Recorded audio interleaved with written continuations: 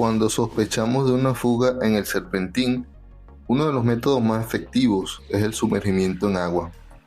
Primero presurizamos el serpentín con nitrógeno, o en su defecto gas refrigerante como en este caso, dependiendo del sistema. Luego lo sumergimos en agua y si hay una fuga, las burbujas no mienten. Así encontramos microfugas que los detectores electrónicos o el jabón no siempre muestran. Coméntanos si habías utilizado antes esta técnica o si las habías visto antes. Coméntanos.